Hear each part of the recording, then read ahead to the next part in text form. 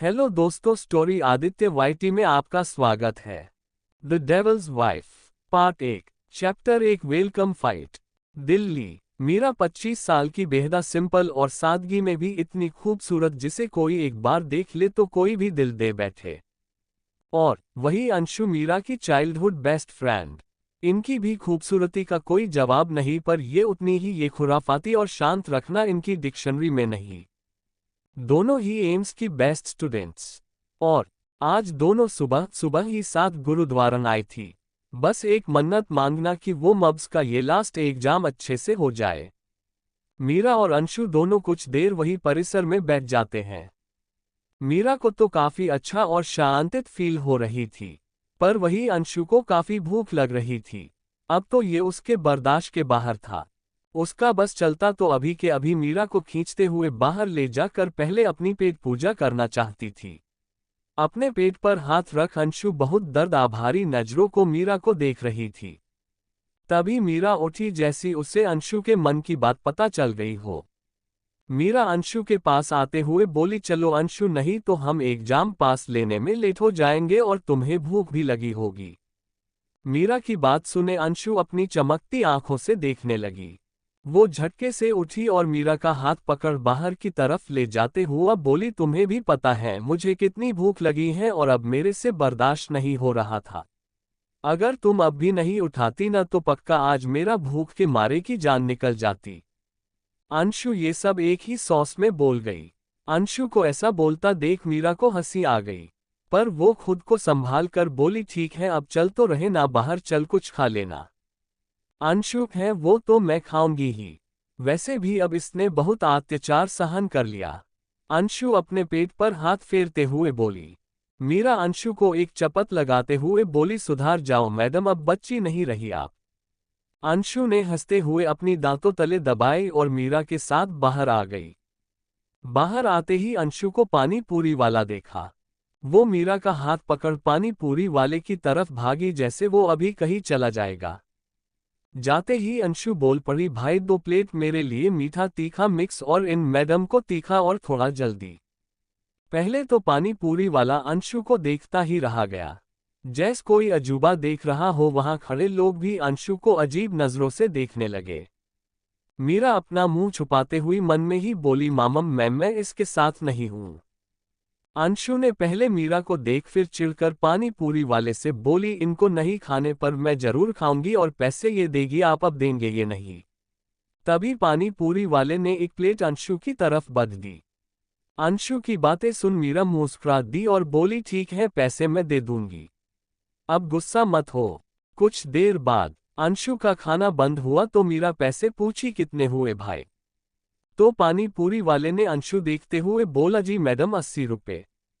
मीरा ने पहले अंशु को देखा फिर पैसे दिया और फिर अंशु से बहुत प्यार से पूछा, और भूख लगी है? वो कुछ इस तरह बोली जैसी बकरी को हलाल करने से पहले उसका बहुत अच्छे से खिलाया पिलाया जाता है फिर बाद में मार दिया जाता है, उसी तरह मीरा भी अंशु को देख रही थी। अंशु को थोड़ा थोड़ा समझ आ गया था, इसलिए वो बोली, नहीं अब नहीं, चल अब चलते हैं ना, नहीं तो हम लेट हो जाएगा। अंशु ने झट से अपना हाथ ऑटो रोकने के लिए आगे बढ़ाया। और वही हमारा डेविल मतलब हीरो रोहन राय आज लास वेगास से अपनी मीटिंग पूरी कर दिल्ली आ रहा था। वो अभी बस दिल्ली एयरपोर्ट से बाहर ही निकला। कर से टीक कर खड़ा निखिल उसका इंतजार कर रहा था। निखिल दोनों हाथ बंधे अपने सामने से आ रहे आदमी को देखते हुए बोला, बहुत जल्दी दर्शन दिए अपने, वैसे और भी लोग आए हैं आपका स्वागत करने। उसका इतना बोलना ही था कि सामने से आ रही कुछ वैन से फायरिंग होना लगी। वही रोहन का दोस्त, यह मान लो भाई जैसा निखिल। वो ये सब देखकर बोला, साला जब से मेरी लाइफ में आया है तब से पूरी लाइफ से शांति सी गायब हो गई है, अब संभालो इन छछूदोर को। वो कार में बैठते हुआ अभी यह बोल ही था, तभी एक भारी आवाज आए, हाथ चलने की जगह बस बोलता रहा तो कहीं मेरी जगह तू न हो। ये रोहन की आवाज थी जिसमें बस भारीपन था पर कोई इमोनेशन नहीं। रोहन के इतना बोलने से निखिल से चिढ़ गया और अपने कमर से गन निकालकर आ रहा 2 बंदों को शूट करता हुआ बोला, कमीने अगर मुझे कुछ भी हुआ तो मैं आत्मा बनी कर तेरी रोज रात की नींद हराम कर दूंगा, चाहे तेरी सुहागरात ही क्यों ना हो। और क्या तू अपने बॉडीगार्ड कहीं बचाए हैं, जो अब हमें इन छछूदोर से लड़ना होगा? कर में बैठ। सपाट जवाब दिए रोहन कर में बैठा, ऑटो मोड़कर चलने लगा। निखिल एक नज़र घूरकर रोहन को देख फिर खिड़की से बाहर निकल शूट करना लगा। निखिल गुस्से अपना पीछे आ रही कार की फ्यूल टैंक पे शूट कर रोहन को कोसने लगा। एक ही पल में वो कार धुआं धुआं हो गई। बाकी की दो वैन ये सब देख खुद ही पीछे हट जाती है। रोहन अंदर बैठा और किसको कॉल करता हुआ बोला, पता लगो ये किसका काम है, और आपकी आंखें बंद कर सीट से सर लगाए बैठा गया। वहीं निखिल बिल्कुल शांत सा बैठा हुआ था, क्योंकि फायरिंग करते समय निखिल को गोली लग गई थी। निखिल रोहन को देख समझ जाता है कि रोहन बहुत गुस्से में है। विंडो से निकलने से पहले रोहन ने कार को ऑटो कार जीपीएस ऑन कर हॉस्पिटल का लोकेशन डाल दिया था। रोहन के गुस्से को देख निखिल को बहुत शांत था। रोहन रायपुरा एशिया का किंग और अंडरवर्ल्ड को पूरी तरह से उसने अपने कंट्रोल में कर रखा था। वैसे तो रोहन को काम बोलना पसंद है, पर कहता है ना, जो लोग काम बोलता है उनका गुस्सा बहुत खराब होता है। वैसी है रोहन का गुस्सा बहुत ज्यादा खराब। उसको बस उसकी दादी, छोटी बहन माही और भाई जैसा दोस्त निखिल से करीब है। रोहन खुद को उन्हें अपना आप से दूर भी रखता था, क्योंकि आज वो जिसे भी जगह था वहां उसके बहुत सारे दुश्मन थे, पर रोहन जहां कहीं भी हो वो अपनी दादी और बहन को पूरी तरह प्रोटेक्ट करता था।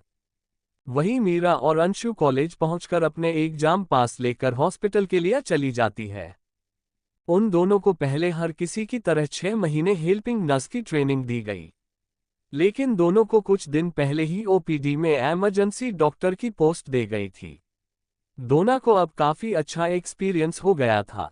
मीरा और अंशु वर्किंग पार्टनर ऑर्डिनेशन काफी अच्छी थी। वो दोनों इमरजेंसी वार्ड बहुत अच्छे से संभाल लेती थी, चाहे कितने भी पेशेंट हो। वो दोनों अभी आई ही थी कि रोहन निखिल को लेकर सीधा इमरजेंसी वार्ड की तरफ बढ़ गया।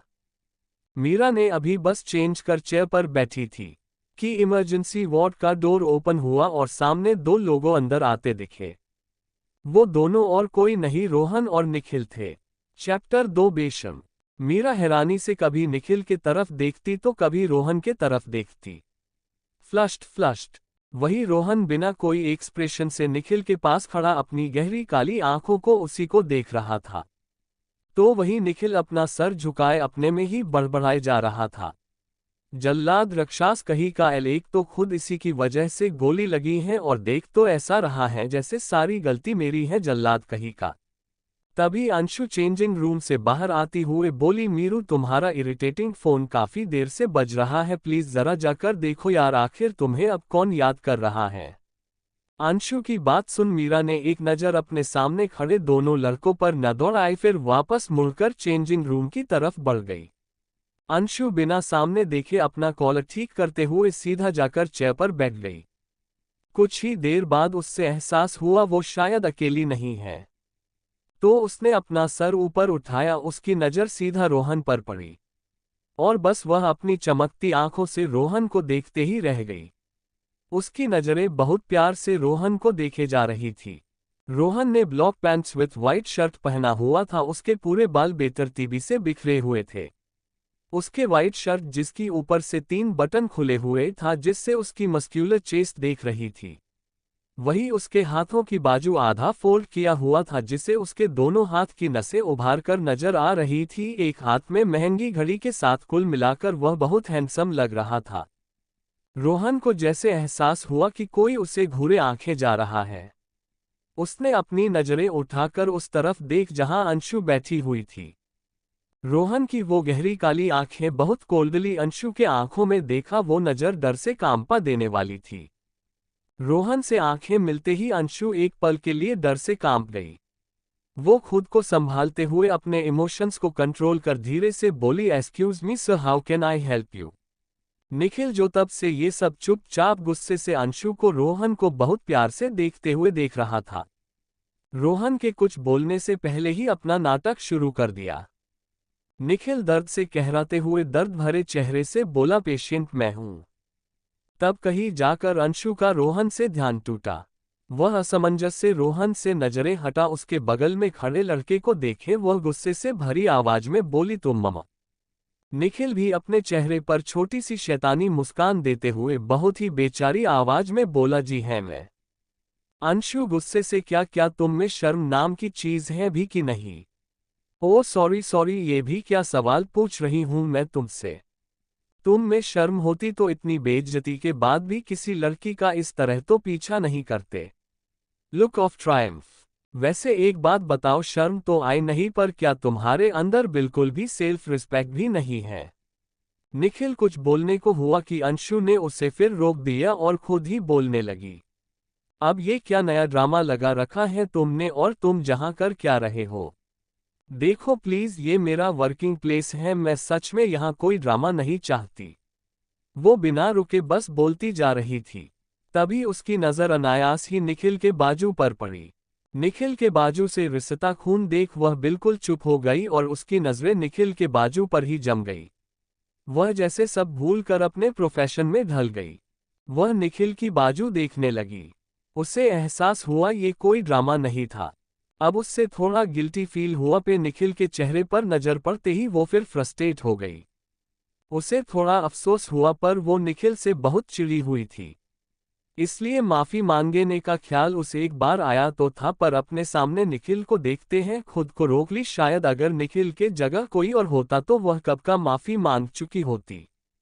वहीं निखिल तब से अंशु को बहुत ही प्यार से देखे जा रहा था।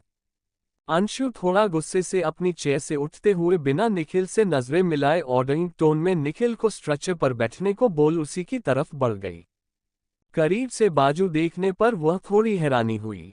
उसे सच में गोली लगी थी। कुछ देर तक वह हैरानी से अपनी बड़ी बड़ी आंखों से निखिल को देखती रही, उसे विश्वास ही नहीं हो रहा था।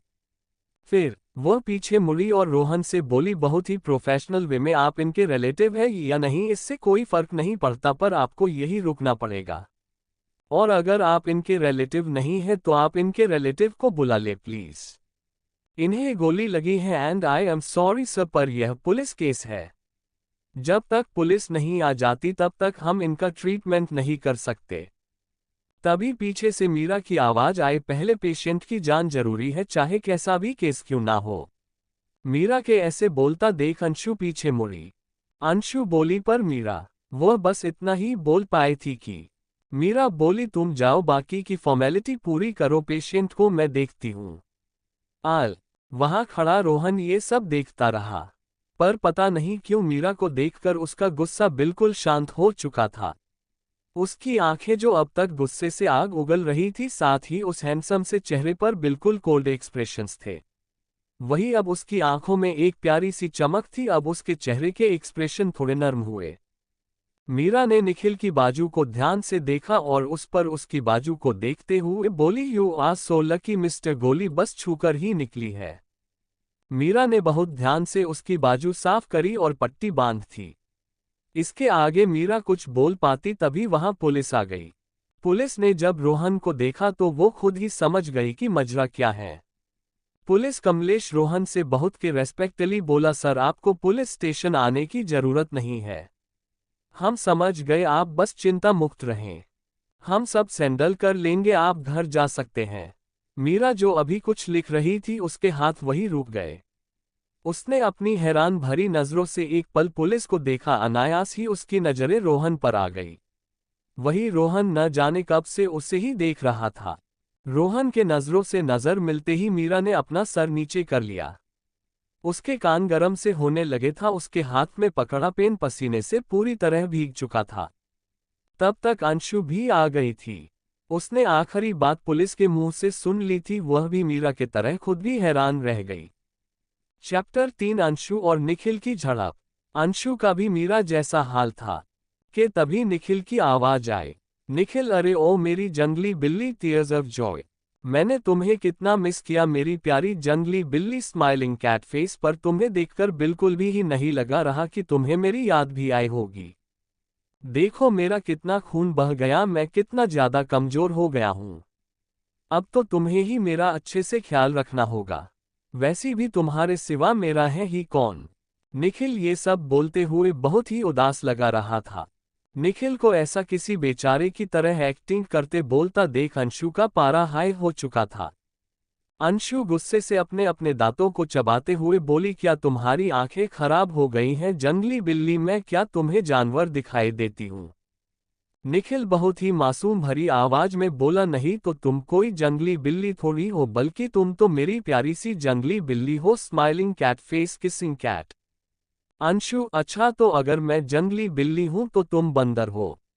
बंदर बंदर हो तुम, बंदर कहीं के, जब देखो इधर से उधर कूदते रहते हो, और अब प्लीज अपना गटर जैसा मुंह बंद करो, और भला मैं तुम्हारी न तो बीवी हूं और न ही गर्लफ्रेंड नहीं हूं, तो किस खुश में मैं तुम्हारा ध्यान रखने लगी। निखिल, आप मेरी गर्लफ्रेंड तो बन जाओ, बस एक बार इस नाचीज को एक मौका तो दे। कसम से बिल्कुल निराश नहीं करूंगा, एक मौका तो दे आप। फिर टीयर्स ऑफ जॉय, गर्लफ्रेंड तो छोड़ो, मैं तो तुम्हें अपनी बीवी बनाऊंगा सीधा। पहले ही बता रहा हूं, सीधा सीधा मान जाओ, नहीं तो तुम्हें तुम्हारे ही घर से सीधा उठाकर ले आऊंगा, बोलकर निखिल ने अंशु को आंख मारी। Winking face throwing kisses. Anshu उसकी बात सुन गुस्से से बोली, तुम जैसे बंदर के साथ कौन शादी करेगा, मैं तो कभी नहीं। Open mouth smile, open mouth smile. अब क्या ही था, वह दोनों किसी बच्चों की तरह लड़ने लगे। और वही रोहन की नजरें तो मानो मीरा पे जम सी गई। और वही मीरा तो अंशु और निखिल की इस क्यूट सी फाइट को देख और जितनी खुश थी उतनी ही हैरान थी। टेबल पर रखा फोन बजा, फोन वाइब्रेशन मोड पर था, इसलिए किसको पता नहीं चला, पर रोहन टेबल से लगकर खड़ा था। उसकी नजर एक पल मीरा से हट फोन पर पड़ी, कॉल देख रोहन की आंखें छोटी हो गई। उसने गुस्से से अपने हाथ की मुट्ठी बनाई और एक नजर मीरा को देख अपनी कड़क आवाज में बोला, तुम्हारा हो गया तो अब घर चलो। निखिल रोहन की बात सुनकर स्ट्रेचर से कूद एकदम से खड़ा हुआ, जैसे उसे अभी कुछ हुआ ही ना हो। बाहर जाते हुए निखिल ने अंशु का हाथ खींच अपने करीब कर उसके गाल पर किसकर जल्दी से रूम निकल गया। रूम से निकलने से पहले वो पीछे मुड़ा और अंशु को आंख मार किस रॉबर्ट की तरह रोहन को फॉलो करने लगा। वही अंशु हैरानी से अपनी आंखें बड़ी कर निखिल की हरकत से दंग वही बर्फ की तरह जम सी गई। उसका ध्यान मीरा के हंसने की आवाज टूटा। अंशु निखिल से अब बुरी तरह चिढ़ गई थी, वो कोसते हुए पीछे मुड़ हंसते हुए मीरा को देखकर चिढ़कर बोली है, अब तुम भी ले लो मेरे मजे, अब तो बस यही रह गया है ना। मीरा, देखा भी है क्या तुम दोनों, खुद को लड़ते समय तुम दोनों किसी बच्चे की तरह लड़ रहे थे। अब तुम दोनों की हरकतों को देख तो मैं तो क्या कोई भी हंस देगा। कोल्ड स्वेट स्माइल, और भला मुझे बताओ तो सही, तुम इससे मिली कैसे और ये दोनों थे कौन? अंशु उसको रोकते हुए बोली, रुको रुको मीरा, कितने सवाल जवाब करती हो, मैं तुम्हें सब बताती हूँ। वो बंदर मेरे पापा के बॉस का बेटा है। एक दिन वह हमारे घर आया था, तब पापा की तबीयत खराब थी और तभी हमारी मुलाकात हुई, और तब से ही किसी पागल प्रेमी की तरह पीछे पड़ा हुआ है। यह मुझे बिल्कुल नहीं पसंद, बंदर कहीं का। और मुझे भी पता नहीं क्या हो जाता है इसकी शक्ल देखते ही। मैं किसी बच्चों की तरह हरकतें करने लग जाती हूँ, मुझे कुछ समझ नहीं आता कि मैं इसका क्या करूँ। और अब तब से ये कभी भी मुंह उठा कर घर आ जाता है, और अभी इसने यह मुझे एकदम पागल कर दिया है। मैं इसको बिल्कुल नहीं झेल सकती, बिल्कुल भी नहीं। मीरा हंसते हुए बोली, पागल तो तुम उसके एक किस में पागल हो गई। अंशु, तुम मीरा रुको, मैं तुम्हें। मीरा अपनी हंसी को शांत कर बोली, ठीक है अब शांत हो जाओ, हम वैसे भी अभी हॉस्पिटल में हैं। अंशु गुस्से से मीरा को घूरते हुए चेयर पर बैठ अपने ही धुन में बोलने लगी, अगर मैं कहीं बाहर होती तो पक्का उसका सर फोड़ फोड़ देती, अच्छा ही अच्छा हुआ वह चला गया, नहीं तो। मीरा थोड़ा तेज आवाज में बोली, अंशु शू शू शू, बस अब शांति हो जा, कितना गुस्सा निकलेगी अब उस बेचारे पर, वैसे भी वह बेचारा चला गया है। अंशु, बेचारा वह बेचारा नहीं है। तभी फिर निखिल की आवाज आए। वह बाहर गेट से टीक कर खड़ा बोला, कल से फिर आऊंगा, आपको मेरी पट्टी चेंज करनी होगी ना, और my love bye smiling face. Anshu उसके पीछे भागते हुए बोली, मैं ना तुम्हें नहीं छोड़ोगे। इससे पहले कि अंशु बाहर जा पाती, मीरा ने उसका हाथ पकड़ के खींचते हुए बोली, अंशु हम बाहर नहीं हैं, हम अभी हॉस्पिटल में हैं, हमें काम करना है, तुम शांत हो जाओ अब तो, वो वैसी भी वो अब तक चला गया होगा। मीरा ने टेबल से पानी का ग्लास अंशु को थमाते हुए बोली, ये लो पानी पियो और शांत रहो। रोहन के हॉस्पिटल से बाहर निकलता समय भी वही कॉलर उसके दिमाग में घूम रहा था, और साथ ही साथ उसका गुस्सा बढ़ते जा रहा था। कि तभी उसका फोन बज। गुस्से बिना कॉलर इट देख फोन पिक कर दूसरी तरफ से आवाज आई, सर ये सब पंकज वर्मा का किया धरा है और साथ ही वो माया मैम की किडनैपिंग का भी प्लान बना रहा है। इसके काम के लिए उसने बबलू से कांटेक्ट किया था पर बबलू ने ये करने से मना कर दिया। पर वो अभी भी किसको ढूंढ रहा है ये काम करवाने को। सर तो आगे क्या करना है? रोहन कुछ सोचता हुआ बोला, उस पर नजर रखो। इतना बोल बिना कुछ सुना फोन कट कर दिया। पॉकेट में एक हाथ डाले थोड़ी देर कुछ सोचकर रोहन ने कुछ नंबर्स डायल किया। एक रिंग में फोन पिक हुआ। Good afternoon sir, Rohan cold voice में बोला। Meera AIIMS hospital emergency ward, पूरी इंफॉर्मेशन कल तक काम हो जाना चाहिए। दूसरी तरफ से आवाज आई, जी सर हो जाएगा, और फोन कट जाता है। रोहन ने उसी दिन से हॉस्पिटल से निकलता ही अपना कुछ लोग मीरा के पीछे लगवा दिए थे। अगले दिन रोहन अपना ऑफिस में बैठा काम कर रहा था कि तभी डोर नॉक हुआ। अरुण, रोहन का सेक्रेटरी, अपने हाथ में एक फाइल लिए इंटर हुआ। सीधा अंदर आते हुए वो फाइल रोहन की तरफ करते हुए बोला, सर मीरा श्रीवास्तव की डिटेल। उसने इतना ही बोला था कि रोहन ने हाथ आगे बढ़ फाइल ले ली। जैसे जैसे वो पढ़ता गया उसकी आंखें डार्क होती गई। ऐसे ही एक महीना बीत गया। मीरा और अंशु का एमबीबीएस का एग्जाम डेट भी आ गई और वही रोहन को मीरा की हर एक छोटी से छोटी बात पता रहती थी। इनफैक्ट वो खुद मीरा को देखने उसके घर या हॉस्पिटल का पास वेट करता। और वही इन सब से अनजान मीरा अपने कामों में बसी थी। मीरा और अंशु का एमबीबीएस का एग्जाम डेट भी आ गई। आज मीरा और अंशु का एमबीबीएस का एग्जाम था। दोनों ही सुबह के 7 बजे ही घर से निकल गए। उन दोनों का पेपर 10:30 बजे से शुरू होना था। वह जल्दी अपने सेंटर पहुंच गए और दोनों कुछ डिस्कस करने लगी। तभी उनकी पास से एक लड़की गुजारी। उसका नाम किंजल था। वह अमीर बाप की बिगड़ी औलाद थी। अंशु और मीरा के पास से गुजरते हुए मुंह बनाते हुए वहां से अपने ग्रुप के पास चली गई। चैप्टर 4 अरमान। उसके ग्रुप में 4 लड़कियां थीं। उसको मिलाकर 5। वह चारों में से वह सबसे अमीर थी, पर उनमें से भी 2 लड़कियां भी अमीर परिवार से आती थी, पर किंजल उन दोनों से काफी अमीर परिवार से थी। उन दोनों का नाम रिया और कीर्ति था और बाकी 2 लड़कियां मिडिल क्लास फैमिली से थी। किंजला मीरा से बहुत जलती थी, क्योंकि मीरा सिंपल ही नहीं बल्कि सुंदर का साथ साथ और इंटेलिजेंट भी थी। अनुराग उनके साथ ही पढ़ता था और किंजल के पापा के बेस्ट फ्रेंड का बेटा था। किंजल अनुराग को बचपन से ही पसंद करती थी और उसी की वजह से उसने मेडिकल की स्टडी करी ताकि वह अनुराग के और भी करीब आ सके। पसंद करना तो दूर की बात, अनुराग ने कभी किंजल से ठीक से बात ही नहीं की। कॉलेज के फर्स्ट डे से ही जब से अनुराग ने मीरा को देखा तब से ही उसकी नजरें मीरा पर जम गई थी। तब से ही वो मीरा को मन ही मन पसंद करने लगा था। आज तक अनुराग में ये सब सामने से एक्सेप्ट नहीं किया था और न ही मीरा के क्लोज हुआ था। वह जानता था कि उसका परिवार इसके लिए कभी नहीं मानेगा। वह मीरा को बिल्कुल भी हट नहीं कर चाहता था, इसलिए भी उसके पास मन ही मन मीरा को पसंद करने के अलावा कोई और चारा नहीं था।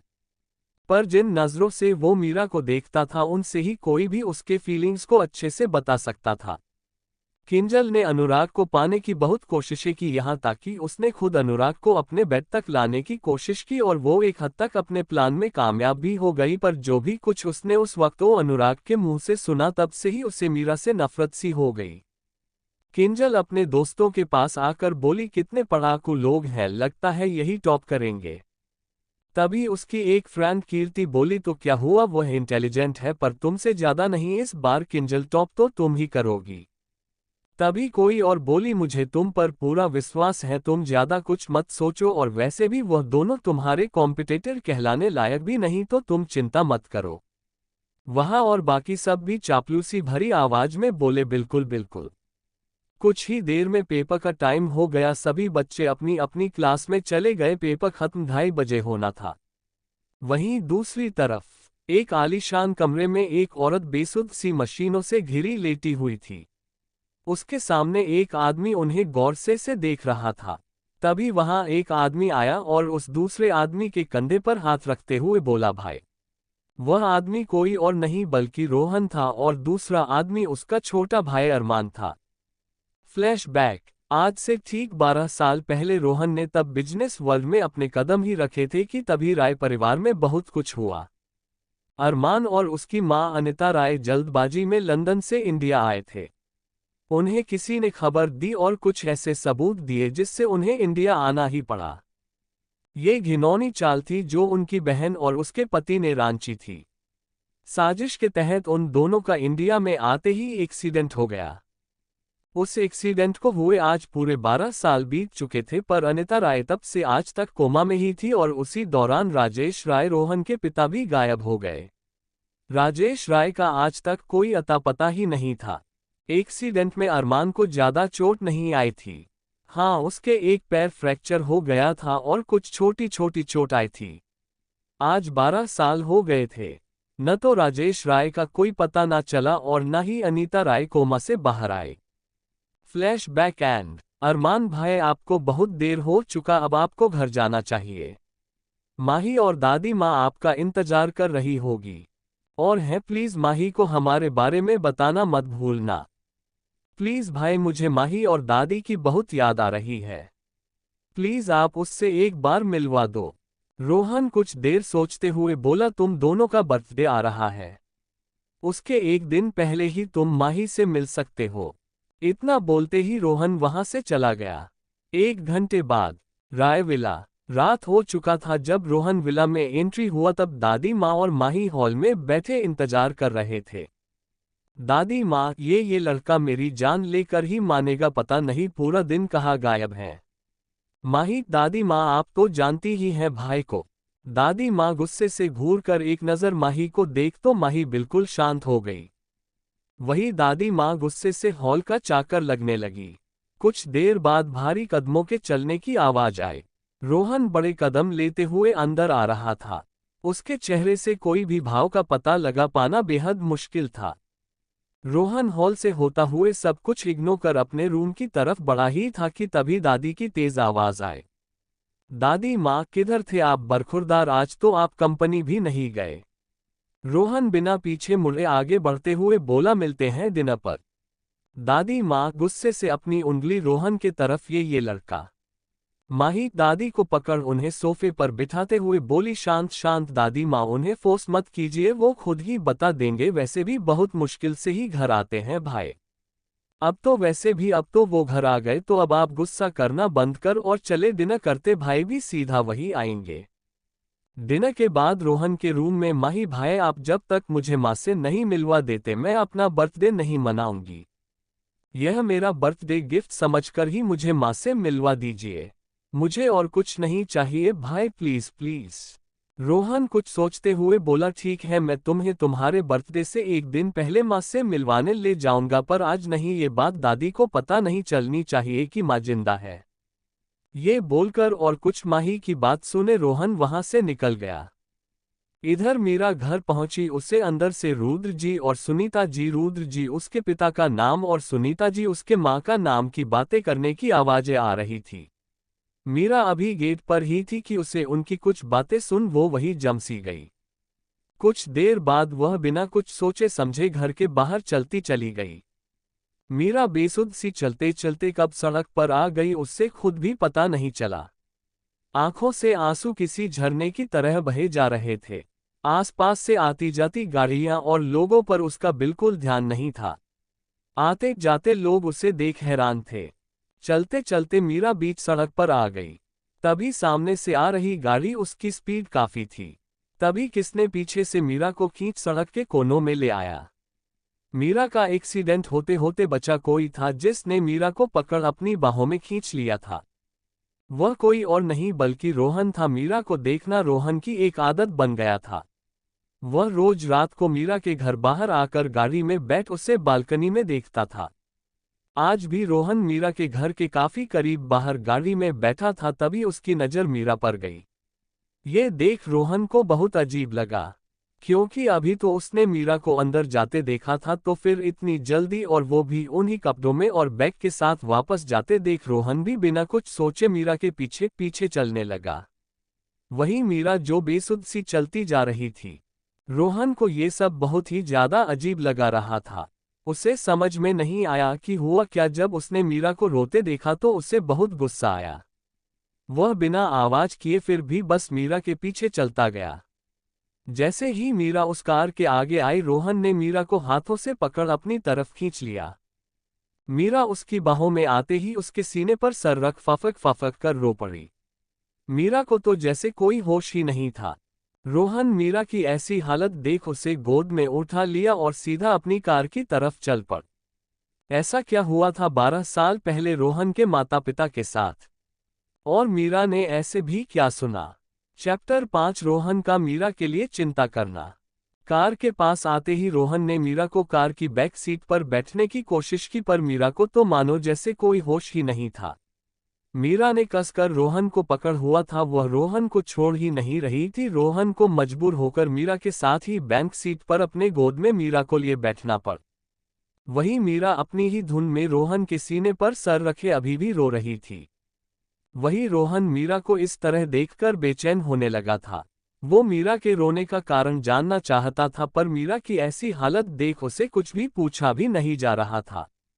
वहीं रुद्र जी और सुनीता जी अभी भी बात कर रहे थे कि तभी बाहर से किसी की खुशी से भरी भारी आवाज आए। वो घर में आते ही बोला, देख मीरू, मैं तेरे पसंदीदा गुलाब जामुन और रसमलाई लाया हूं। जैसे ही रुद्र जी और सुनीता जी के कोनों को वो आवाज सुनाई दे, उन्होंने अपनों बातें बंद कर दे और अंदर आ रहे लड़कों को देखने लगे। सुनीता जी धीमी आवाज में बोली, जिसके लिए आप ये सब लाए हैं वो तो अभी घर ही नहीं आए। क्या मीरू अभी तक नहीं आई?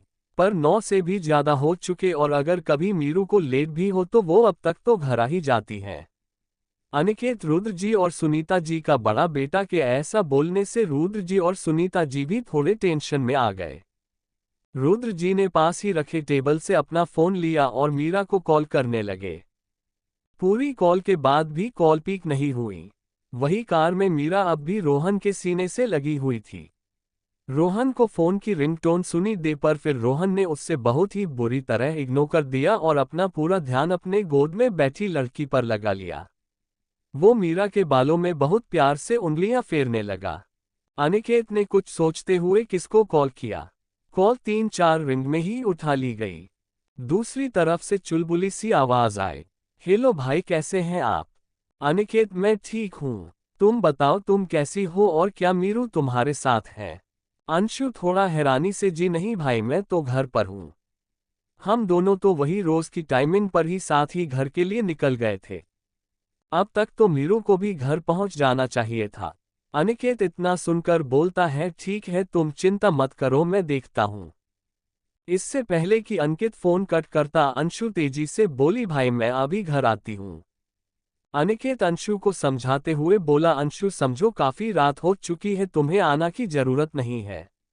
मेरी जैसे ही मीरू से बात होगी मैं तुम्हें फोन करके बता दूंगा, तुम चिंता मत करो। बाय, बाद में बात करते हैं। बिना अंशु की कोई भी बात सुने अनिकेत ने फोन कट कर दिया। पीछे से रुद्र जी की चिंता भरी आवाज आए, अनिकेत कुछ पता चला? अनिकेत निराशा से बोला, नहीं।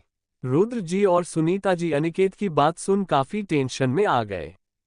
उन्हें डर था कि कहीं मीरा को कुछ हो ना गया हो, क्योंकि वह लोग कुछ ऐसा जानते थे जो उनके बच्चे नहीं जानते थे। वह लोग सही समय आने का इंतजार कर रहे थे, क्योंकि आज से पहले मीरा बिना बताए कहीं नहीं गई थी और रात को कभी अकेले तो वो गई ही नहीं थी। वहीं दूसरी ओर पवन शर्मा अपने विला में बैठे फोन पर किसी से गुस्से में बोला, उस आदमी को ढूंढो, मुझे वह आदमी जिंदा चाहिए। अगर वह नहीं मिला या उसे कुछ भी हुआ तो तुम लोगों की कब्र मैं खुद खोदूंगा। तुम लोगों के पास 1 घंटा है, सिर्फ 1 घंटा, मुझे वो आदमी जिंदा सही सलामत मेरे आंखों के सामने चाहिए। इतना बोल उसने गुस्से से फोन पटक दिया। पाउटिंग। पवन शर्मा के साइड में एक औरत शातिर मुस्कान लिए बैठी पवन को ही अपनी नसीली आंखों से देख रही थी। उसकी आंखों से ही लस्ट साफ नजर आ रहा था। वो औरत का नाम पायल शर्मा था। वह और कोई नहीं बल्कि पवन शर्मा की ही बीवी थी। वो उसका सीने पे हाथ फरता हुए बोली, इतना गुस्सा भी मत करो, वह आदमी वहां से कहीं दूर नहीं जाएगा। पवन शर्मा अपनी बीवी की तरफ देखा और बोला, अगर तुम कहती हो तो चलो मैं मान लेता हूं। ये बोल वो मुस्कुराने लगा। उसकी मुस्कुराहट किसी शैतान से कम नहीं थी। स्मर्क। पायल शर्मा ने पवन को हंसते देखा तो उसने पवन शर्मा को कॉलर से पकड़ झटके से अपने करीब किया और उसकी आंखों में देखते हुए बहुत सेडिक्टिवली उसके होठों पर अपनी उंगलियां फेरने लगी। उसके चेहरे पर भी एक शैतानी मुस्कान थी। पवन शर्मा ने पायल को कमर से पकड़ अपने ऊपर बैठा लिया और दूसरे हाथ से पायल शर्मा के पीछे से बालों को पकड़ उसके चेहरे को अपने चेहरे के करीब कर उसके होठों पर अपने होंठ रख उसे चूमने लगा। साथ ही उसके हाथ पायल शर्मा के बदन पर चलने लगे। वो धीरे धीरे पायल के बदन को मसल रहा था, जिसे पायल शर्मा की सिसकियां पूरे ड्राइंग रूम में किसी गाने की तरह गूंजने लगी। दोनों की किस बहुत ज्यादा वाइल्ड होती जा रही थी। साथ ही साथ धीरे धीरे अब दोनों के कपड़े भी उनके बदन से अलग हो बेतरतीब से जमीन पर पड़े थे। कुछ देर बाद पायल सोफे पर पवन के नीचे थी। वही पवन शर्मा के हाथ और उसके होठ पायल के पूरे बदन पर चल और लव मार्क छोड़ रहे थे।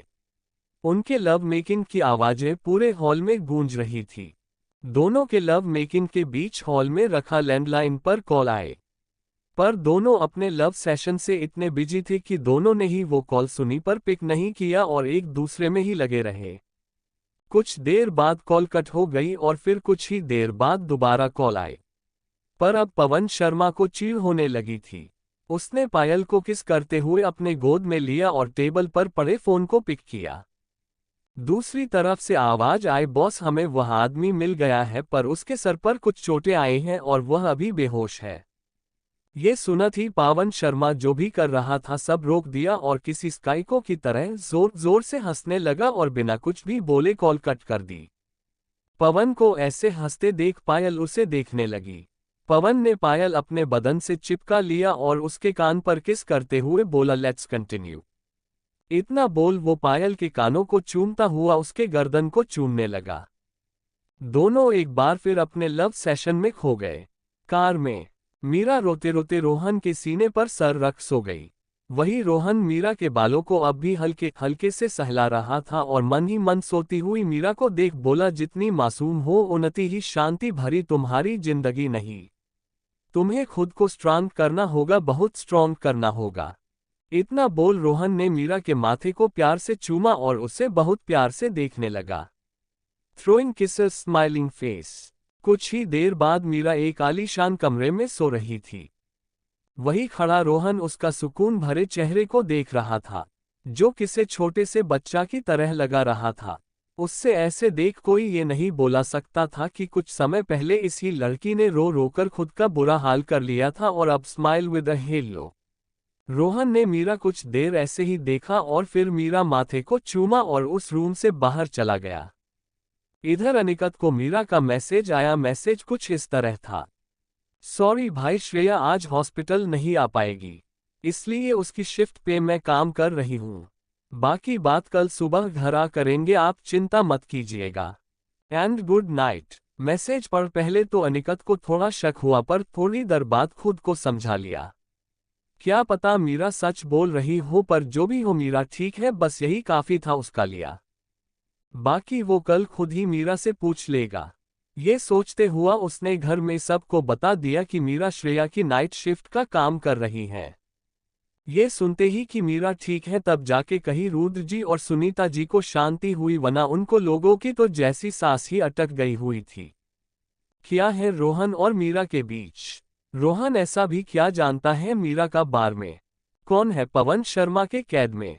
चैप्टर 6 रोहन की गर्लफ्रेंड। रोहन के विला में रोहन को सुबह जल्दी उठने की आदत थी। वह बाहर जॉगिंग करने चला गया। जब वह घर आया तब भी मीरा सो रही थी। ये देखकर कि मीरा सो रही है वह अपने रूम में फ्रेश होने चला गया।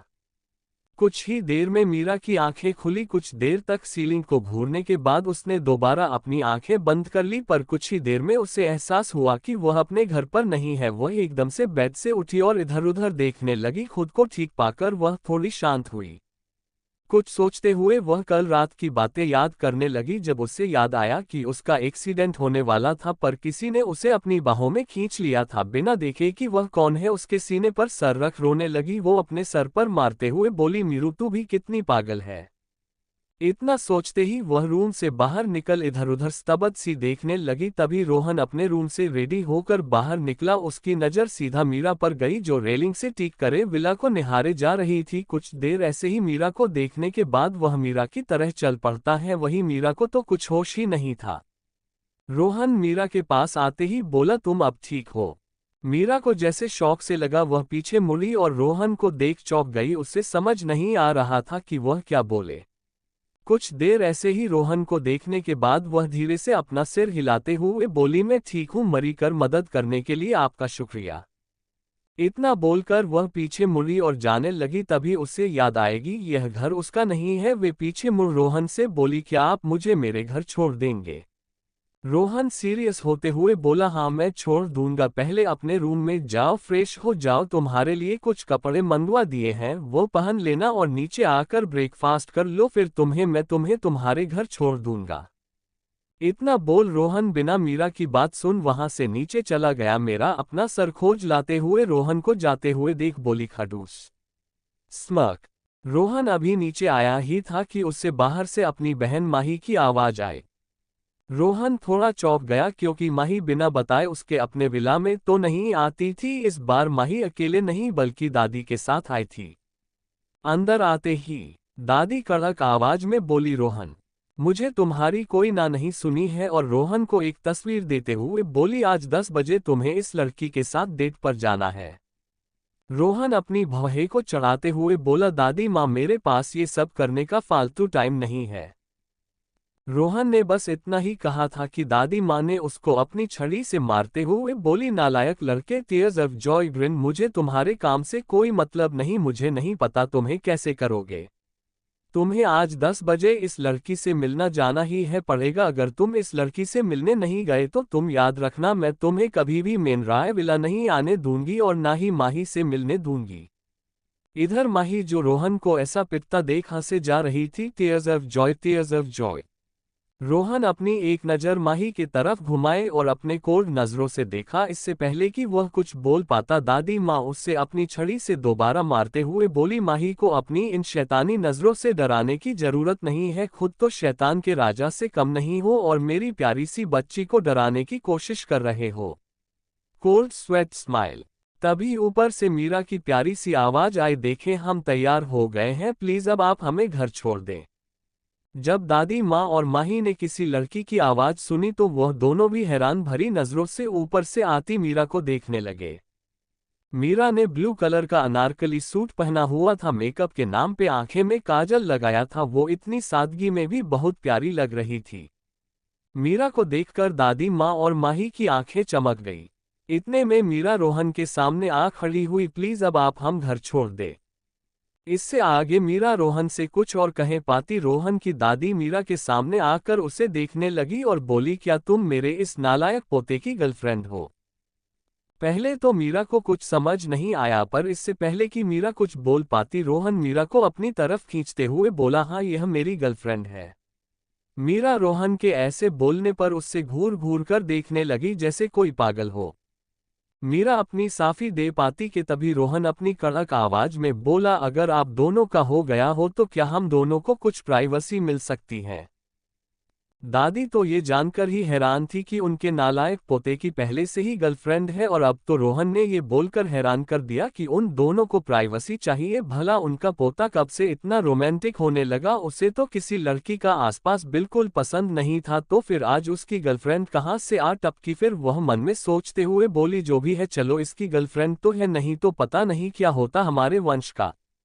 इतना सोचकर ही दादी माही का हाथ पकड़ खींचते हुए बाहर ले जाते हुए बोली, हाँ हाँ बेटा, तुम दोनों साथ में नाश्ता करो, हम बाहर जाते हैं, हम तुम दोनों को अब और परेशान नहीं करेंगे। पर माही रोहन से कुछ पूछना चाहती थी, पर अपनी दादी के खींचने पर वह उनके साथ मुंह लटकाए चली गई। वरीड। दादी और माही के जाते ही मीरा रोहन से दूर आकर खड़ी हुई और उस पर गुस्से से बोली, क्या तुम पागल हो? वह लोग मेरे बारे में क्या सोच रहे होंगे? और मैं तुम्हारी गर्लफ्रेंड तो छोड़ो, हम तो एक दूसरे को जानते भी नहीं हैं, तो तुमने मुझे अपनी फैमिली से अपनी गर्लफ्रेंड कहकर क्यों मिल गया? क्या तुम सच में पागल हो? रोहन बिना कुछ बोले डाइनिंग टेबल की तरफ जाते हुए बोला, आओ और नाश्ता कर लो, तुम्हें घर भी जाना होगा। मीरा अपना सर पीते हुए उसके तरफ देखी और बोली, इस एक्सप्रेशन लेस इंसान से कुछ बोलना ही बेकार है। वहीं दूसरी तरफ अनिकेत बेचैनी से मीरा के आने का वेट कर रहा था। उसकी बेचैनी देखकर सुनीता जी आकर बोली, इतना मत सोचो, तुम्हारी मीरा आ जाएगी, चलो चलकर नाश्ता कर लो, बोलकर वह डाइनिंग टेबल की तरफ आ गई। Chapter 7 message. Rohan dining table पर आकर ब्रेकफास्ट करने लगा कि तभी पीछे से मीरा आए और रोहन को घूरते हुए उसके बगल में जा बैठी। गुस्से से कुछ देर तक मीरा रोहन को ऐसे ही घूरती रही। रोहन को अपनी ऊपर किसी की नजरों की तपिश महसूस हुई तो वह अपनी नजरें उठा मीरा को देखता है। मीरा रोहन के ऐसा देखना से सकपक्का सी गई और हड़बड़ी में वहां टेबल पर रखे टोस्ट उठाकर खाने लगी। तभी रोहन का फोन बजने लगा। कॉलर आईडी देख रोहन उठ एक नजर मीरा को देखा और गार्डन की तरफ बाहर चला गया। रोहन को जाता देख मीरा मुंह बनाता हुआ बोली, जंगली इंसान, जंगली जंगली इंसान। मीरा ने ये सब काफी धीरे बोला जिसे जाते हुआ रोहन सुना ना पाए। इधर रोहन गार्डन में आते ही फोन पीक कर बिना कुछ सुने सीधा बोला, काम हुआ। दूसरी तरफ से आवाज आई, जी बॉस, उन दोनों की जगह अपने लोगों भेज दिया है। रोहन सिर्फ हम में जवाब देता है और बिना कुछ सुने फोन रख देता है। कुछ देर वैसे ही खड़ रहना के बाद वो अंदर आया। मीरा अभी भी बेमन से ब्रेकफास्ट कर रही थी। रोहन धीरे से मीरा के पीछे आ खड़ा हुआ और मीरा की हरकतें को देख रोहन धीरे से नीचे झुका और मीरा के कान के पास आते हुए बोला, लगता है आपको मेरी बाहों में रहना काफी पसंद आया। मीरा जो अब तक मन ही मन ना जाने रोहन को कितनी गालियां दे रही थी, एकदम से रोहन की आवाज को सुन मीरा के हाथ से सैंडविच उसकी प्लेट में गिर गया। उसकी आंखें डर और घबराहट से बड़ी हो गई। दूसरे ही पल रोहन मीरा के बगल में बैठ था और बहुत ही शालीन तरह से अपना ब्रेकफास्ट कर रहा था। वहीं मीरा का तो हाल बेहाल था। वो एकदम से अपनी जगह जमी अपनी बड़ी बड़ी आंखें कर रोहन को घूरने लगी।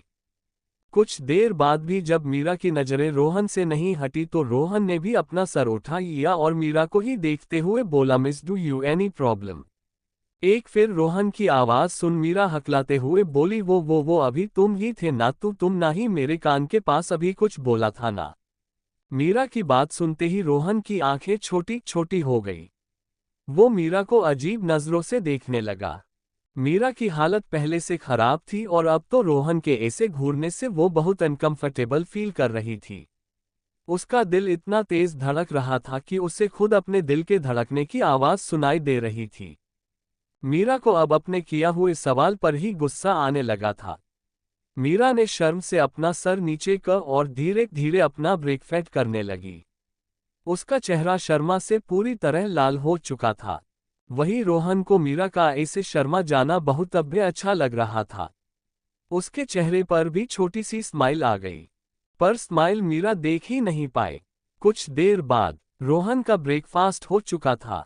उसने अपने हाथ साफ किए और मीरा की तरफ देखते हुए बोला, अगर तुम्हारा ब्रेकफास्ट हो गया तो चले। मीरा खाते हुए ही बोली है, बास हो ही गया। और जल्दी जल्दी में मीरा ने अपने हाथ में सैंडविच लिया और अपनी जगह से खड़ी हो गई। रोहन भी खड़ा हुआ और बड़े कदम लेता हुआ बाहर जाने लगा। फिर दोनों साथ में निकल गए।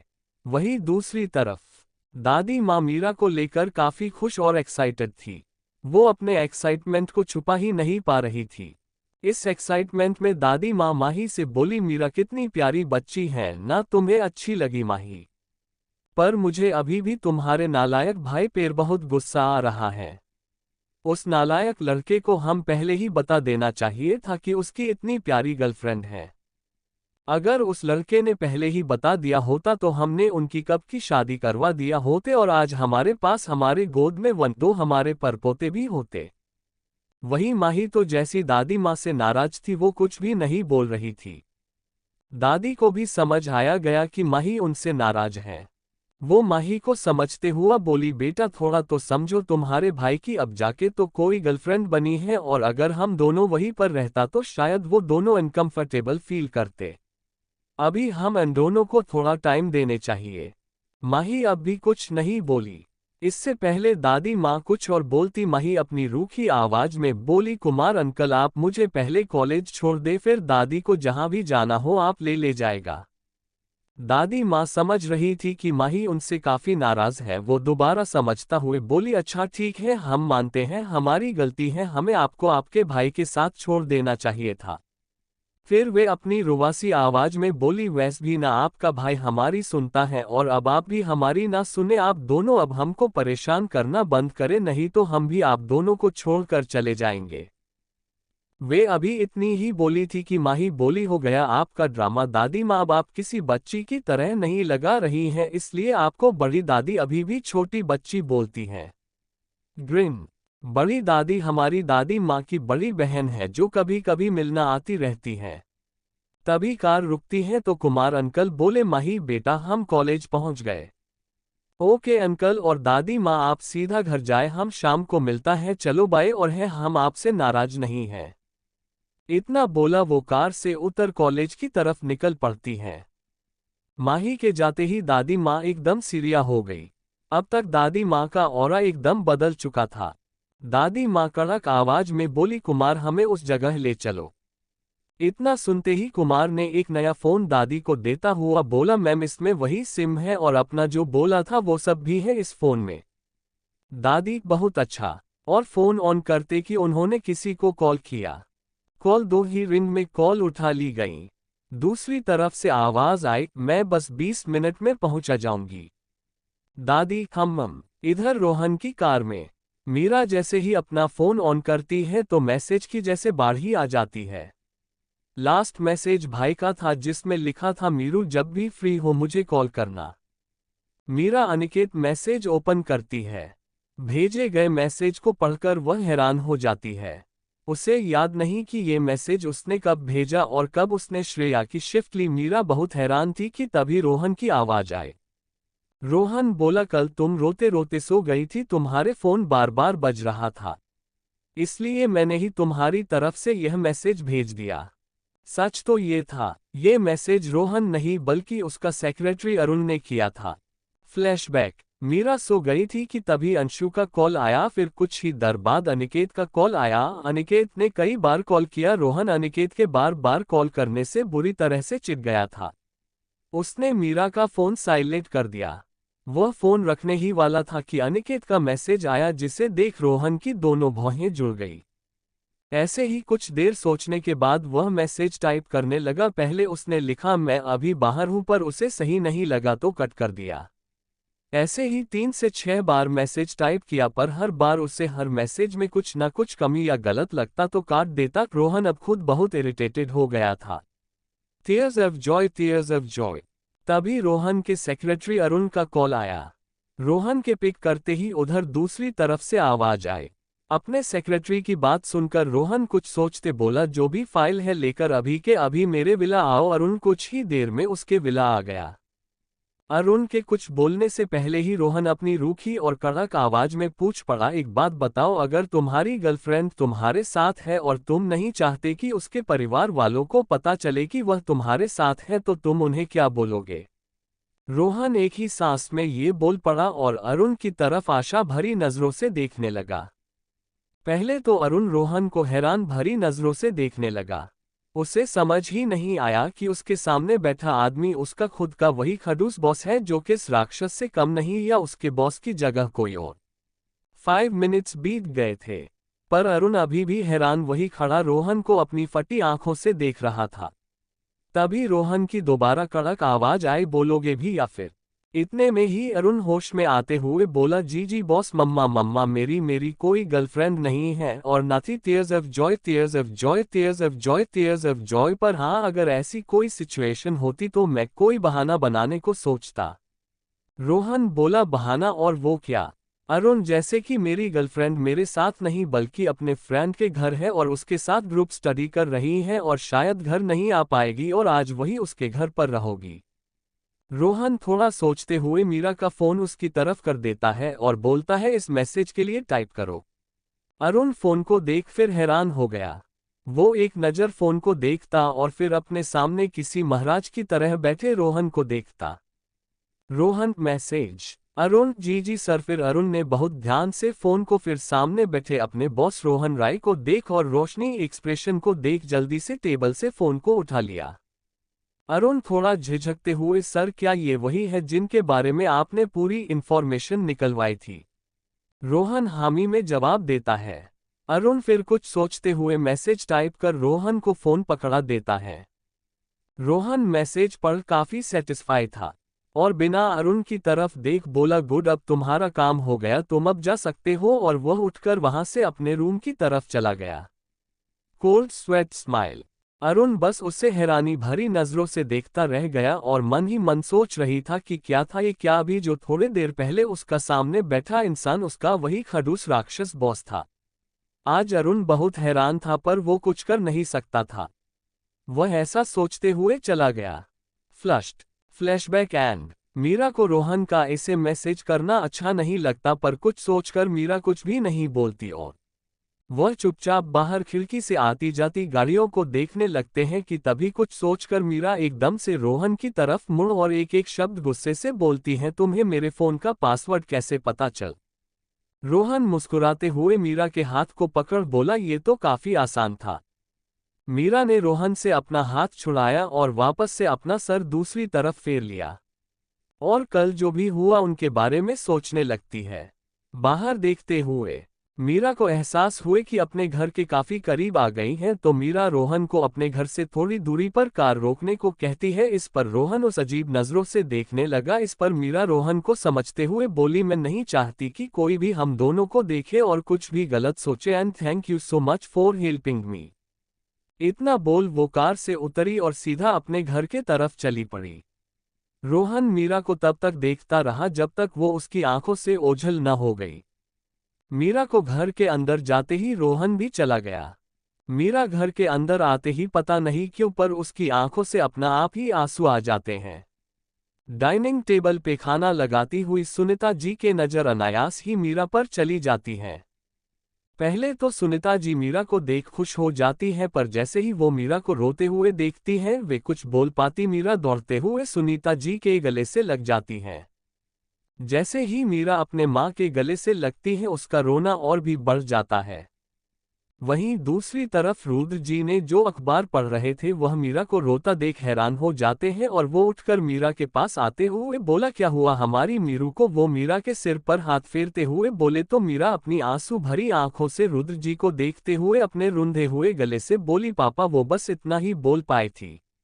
तभी सीढ़ियों से नीचे आ रहे अनिकेत की आवाज आई। चैप्टर 8 रुद्र जी का रोहन से मिलना। अनिकेत, माँ मीरू आ गई क्या? नीचे आते ही अनिकेत की नजरें सीधा डाइनिंग टेबल पर गई। मीरा रुद्र जी के गले लगकर रो रही थी और सुनीता जी साइड में बैठी मीरा को चुप कराने में लगे हुए थी, पर मीरा के आंखों से आंसू जैसे रुक ही नहीं रहे थे। ये नजारा देख अनिकेत रात का गुस्सा जैसे सब भूल गया और अपने बड़े बड़े कदम लता हुआ मीरा के पास आया और घुटनों के बल बैठ मीरा का हाथ पकड़ बहुत ही प्यार से बोला, क्या हुआ मेरी मीरू को? मेरा छोटा सा खरगोश क्यों रो रहा है? मीरा सबको अपनी आंसू भरी आंखों से देखते हुए मन ही मन बोली, सब मुझे से कितना प्यार करते हैं, मुझे ऐसे रोते देख सब कितने परेशान हो गए हैं। इतना सब सोचते हुए मीरा का रोना मानो और भी ज्यादा बढ़ गया। अनिकेत मीरा के आंसू पोंछते हुए बहुत प्यार से बोला, मीरा क्या हुआ बताओ तो, रो क्यों रही हो? देखो सब परेशान हो रहे हैं और आपने अपने साथ सबको रुला दिया। अगर सब अभी ही रो लेंगे तो आपकी शादी में तो कौन ही रोएगा? और वैसे भी आप रोते हुए सच में बहुत बुरी लगती हैं। देखो आपकी तो नाक भी बहने लगी अब। ये सब अनिकेत ने मीरा को चिढ़ने के अंदाज में बोला था और यह सब सुनते ही तो मीरा सुबकते हुए बोली, हमें कहीं नहीं जाना, हम कहीं भी नहीं जाएंगे, हम हमेशा आपके ही साथ यही रहेगा। अनिकेत जी नहीं, बिल्कुल नहीं, आप यहाँ नहीं रह सकती और मैं आपको जिंदगी भर बर्दाश्त नहीं कर सकता। रोती हुई मीरा ने जब अनिकेत के मुंह से यह बात सुने तो फिर गुस्से से लाल पीली हो गए और अनिकेत को मरते हुए बोली, आप बहुत बुरे हैं भाई, सच में आप बहुत बुरे हैं। मैं रो रही हूँ और आप अब भी मुझे चिढ़ा रहे हैं ना, अब मैं आपसे बिल्कुल भी बात नहीं करूंगी और अपना मुंह फुलाए बच्चों की तरह बैठ गई। मीरा अब कहीं जाकर थोड़ा नॉर्मल हुई और उसे बच्चों की तरह बिहेव करते देख के फेस पर स्माइल आ गई। तभी रुद्र जी बोल, अनिकेत बहुत हुआ, अब मेरी बच्ची को चिढ़ाना बंद करो, वैसे भी मेरा बच्चा बहुत रो चुका आज। सुनीता जी, सुबह सुबह आपने सबको रुला दिया बेटा। क्या हुआ बच्चा, आप इतना क्यों रोए, कोई बात हुई है तो मम्मी को तो बताए आप। मीरा सुनीता जी के गले लगते हुए बोली, आई एम सॉरी मम्मा, पता नहीं क्यों मन बहुत भारी हो गया था, बहुत रोना आ रहा था इसलिए रो गई। थोड़ी देर सुनीता जी मीरा के पीठ को सहलाती रही। जब मीरा का सबकाना बंद हुआ तो उन्होंने मीरा को अपने से दूर किया और थोड़ा गुस्से से बोली, मजाक लगता है मीरा, देखो अपने अपना रो लेकर कितना बुरा हाल कर लिया था और हम लोग को कितना परेशान कर दिया आपने। इतना बोल सुनीता जी गुस्से से किचन की तरफ चली गई। मीरा किसी छोटे बच्चे की तरह मुंह बनाए कभी रुद्र जी को तो कभी अनिकेत को देखने लगी। मीरा बेचारा सा चेहरा लिए बोली, पापा, मीरा आगे कुछ बोल पाती की। तभी रुद्र जी बोले, इसमें हमारी कोई गलती नहीं है, हम आपकी माँ को नहीं मनाने जाएंगे। आप खुद ही सोचे आप अपनी माँ को कैसे मनाएंगी अब। मीरा आशा भरी नजरों से अनिकेत को देखने लगी। अनिकेत ने अपने दोनों हाथ खड़ा कर दिए और बोला, बिल्कुल नहीं, इस बार तो मैं भी आपकी कोई मदद नहीं कर सकता, आपको खुद ही माँ को मनाना पड़ेगा। मीरा ने जल्दी से जाते हुए अनिकेत का हाथ पकड़ लिया हुआ रुआसी आवाज में बोली, क्या अब आप अपनी बहन की इतनी भी मदद नहीं करेंगे, प्लीज ना भाई, मेरी हेल्प करो ना माँ को मनाने में, वैसे भी माँ तो आपकी सारी बात मान जाती है, प्लीज ना भाई मेरी हेल्प कीजिए। ठीक है, मैं इस बार तो आपकी मदद कर दूंगा, पर अगली बार बिल्कुल भी नहीं सोचना भी मत कि मैं कोई मदद करूंगा। इतना सुन मीरा की आंखें चमक उठी और झट से मीरा अनिकेत के गले जा लगी और बोली, यू आर द बेस्ट भाई इन द वर्ल्ड। दोनों भाई बहन को इस तरह देख रुद्र जी बोले, बहुत बढ़िया, यहाँ हमें रुलाकर आप हमें ही भूल गई। लगता है इस घर में हमारी कोई अहमियत ही नहीं रही, कोई बात नहीं, देख लेंगे हम भी सबको, ओपन माउथ स्माइल। रुद्र जी को ऐसा चढ़ते देख अनिकेत और मीरा दोनों ही हंस पड़े। वहीं दूसरी तरफ रोहन अपने ऑफिस पहुंचते ही किसी को कॉल करके बोला, मुझे उन दोनों से जल्द ही मिलना है। दूसरी तरफ से आवाज आई, जी बॉस, काम हो जाएगा। इतना सुन रोहन ने फोन कट कर दिया। रोहित अपने ऑफिस का लैंडलाइन उठाकर अरुण को अपने ऑफिस में बुलाया। कुछ ही देर बाद अरुण डोर नॉक कर अंदर आते ही बोला, जी सर। रोहन अपना सर उठा अरुण की तरफ देखते हुए बोला, रुद्र श्रीवास्तव से किसी भी तरह मुझे आज ही मिलना है, अपॉइंटमेंट फिक्स करो जितना जल्दी हो सके। इतना बोलो रोहन ने बिना कुछ सुने ही अरुण को बहरा इशारा कर दिया। अरुण पर सिर, हम अभी ही अरोरा कॉर्पोरेशन के लिए निकलना है, आपकी मीटिंग 2 बजे मिस्टर अरोरा के साथ। अरुण आगे कुछ बोल पाता कि रोहन की खतरनाक नज़र उस पर ही थी। रोहन ने कुछ भी नहीं बोला, पर अरुण उसकी इन खतरनाक नज़रों से ही समझ गया और अपनी लड़खड़ाते जुबान भी बोला, जी सर, आपने जैसे बोला है वैसे हो जाएगा। मैं मिश्रा अरोड़ा से मीटिंग पोस्टपोन करने के लिए बोल दूंगा। इतना बोल अरुण रोहन के केबिन से उल्टे कदम भागते हुए निकला और मन ही मन रोहन को कोसने लगा।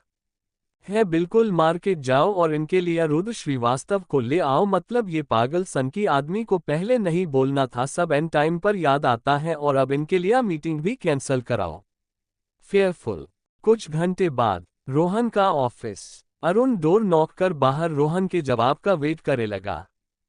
रोहन, कम इन। अरुण अंदर आते हुए ही बोला, सर, रुद्र श्रीवास्तव आ गए हैं। रोहन अपना सिर उठाकर बोला, उन्हें मीटिंग रूम में बैठाओ, मैं अभी आता हूं। अरुण, जी सर, बोलकर चला जाता है। बाहर जाते ही वह रुद्र श्रीवास्तव के पास आकर बोला, प्लीज सर, और अपने पीछे चलने का इशारा कर वो अगले चल पड़ा।